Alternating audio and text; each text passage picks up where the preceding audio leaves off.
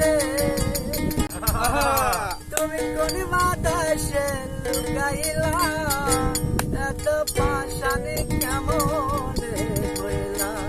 আমার বান্ধবীকে এত নিচুরি কেমন হইলা